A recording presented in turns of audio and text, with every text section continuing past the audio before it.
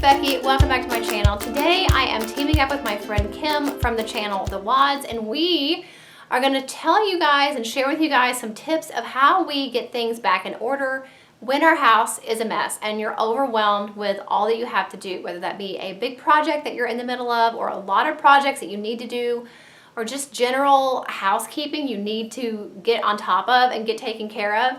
Kim and I are going to be sharing with you guys our best tips for getting on top of that, getting organized, prioritizing your time, and staying motivated. If you don't know who Kim is, she's got an amazing channel, and I think the best thing about her channel is her personality. No matter whether she's talking about a Target haul or cleaning toilets, her personality and her sense of humor is so funny, and you guys will crack up at her. She's hilarious. So definitely check out her channel when you get done with my video to hear her tips on what to do when you're overwhelmed with housework. If you're coming to me from Kim's channel or you're new, hey, my name's Becky. I hope you will stick around and become part of my YouTube channel family. I upload videos every single week about homeschooling and mom life and fitness and Disney videos. I make those whenever I can and all kinds of good stuff I do upload every single week. So make sure if you would like to see more videos from me that you hit that subscribe button and the little bell next to it, so you don't miss any of my videos. So this is an example of an overwhelming mess that I have in my house. We are redoing my youngest daughter's bedroom, so we sold all her furniture and then there was a delay, and so now our hallway has looked like this for the past 2 months.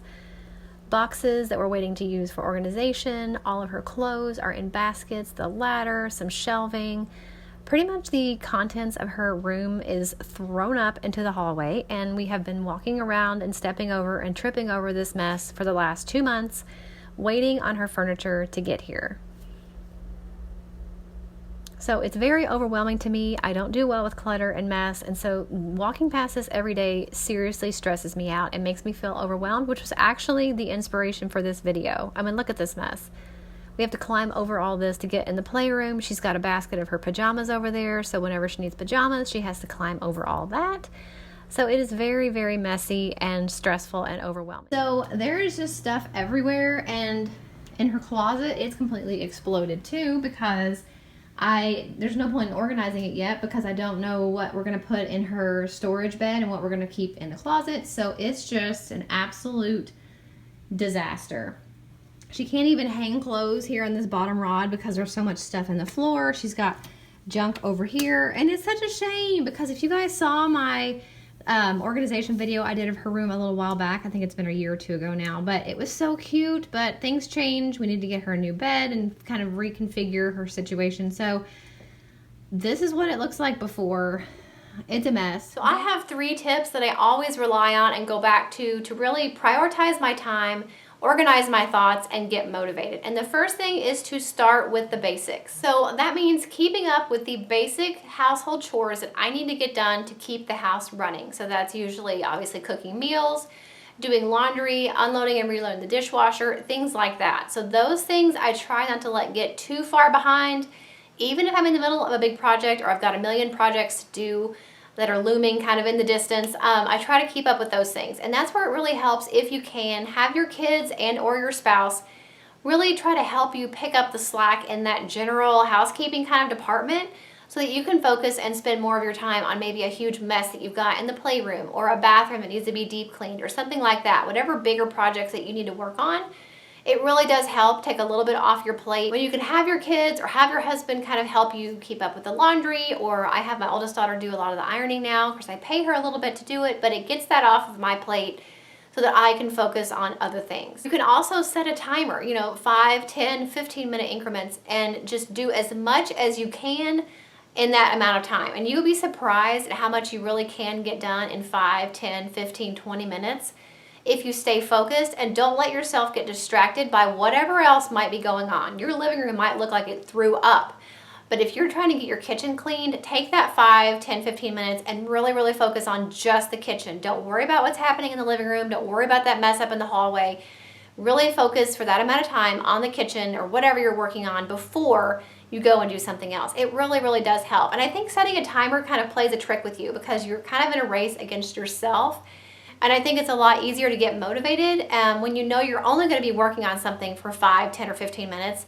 you're a lot more likely to get up and do it because anybody can take something for that amount of time, right? So set a timer and get yourself motivated to get one area or one thing done in that amount of time. Now that you've got kind of the basic things taken care of, when I have a lot of projects going on or I'm in the middle of a big project and then I've got other things I need to do, the next thing I like to do is sit down and make a to-do list, a brain dump of every single thing I need to do, whether that's something I need to do next week, next month, or something I want to do next spring or summer, you know, whatever.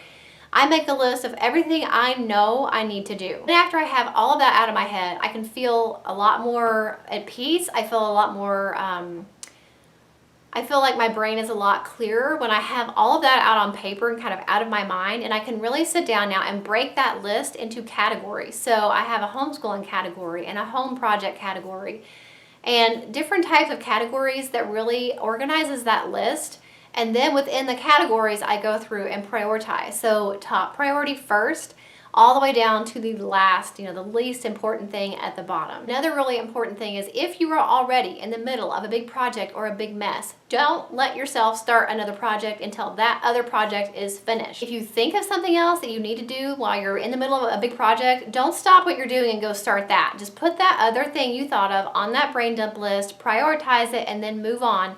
Finish what you're working on and then go to the next thing. I know it's easier said than done because I have done it. I have started one thing and then I'm like, well, that reminds me of this thing, so I got to go and do that thing, and then I've got all this stuff going on and nothing gets finished. So really try to get finished with what you're in the middle of before you start something else. So like right now, I'm waiting on my daughter's furniture to get here. So while I'm waiting on that, I know I've got a mess in the hallway. I don't want to start another big project that I have on my list that I know I can't finish before her furniture comes, because then what would happen, I would have another big mess started and then her furniture would come and I would have to stop that other thing I started and then go back to her room and like get that stuff put together, and then this other thing would be a huge mess over here. So I'm not letting myself start any big projects that I cannot get done before her furniture comes.